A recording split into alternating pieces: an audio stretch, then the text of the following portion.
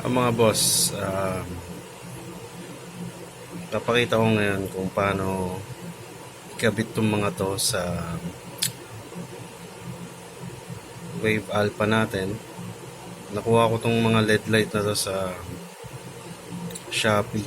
So matagal ko na order to pero ngayon ko pa lang siya mabibigyan ng oras para ikabit. Para to sa mga sa ano ba to? Ang tawag doon? Basta yun sa dashboard ng ano natin. Ako kung dashboard pa tawag. Basta para to sa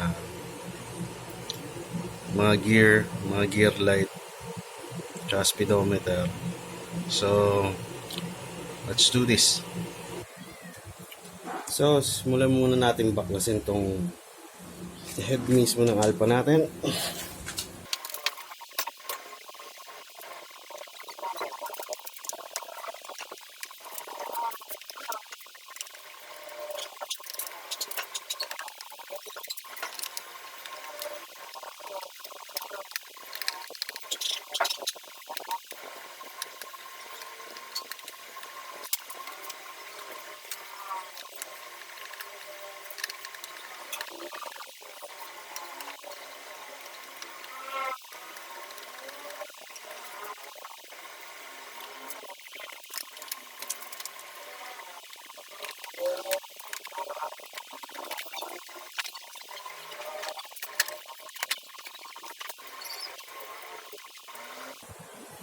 So, ito na siya guys.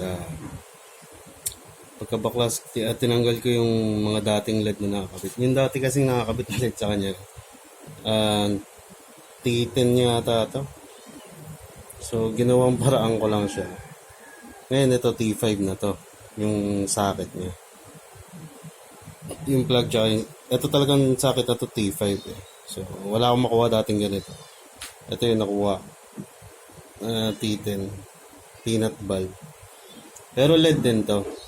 So, pinalitan ko lang siya nito. Mas maganda yung pagkaka-LED niya. Testing natin. Neutral muna. Ito siya. So, pinalitan ko na rin din yung mga ibang ilaw niya. Testing natin sa isa. First gear. Puti. Second gear. Asul. Third gear. Asul ulit. Fourth gear. Pula. And papalitan ko rin yung mga signal light. Kaya sa dashboard. Yung high beam niya. Kami dalawa pang ilaw yan. So, try natin yan. T5 din yung nakakabit yan. Ay, maganda. Makina lang siguro. Etong sa ano niya may ano yun eh. May kulay na yun eh. So, off muna natin. So, ito na guys. Nakakabit ko na lahat. And we're gonna test it.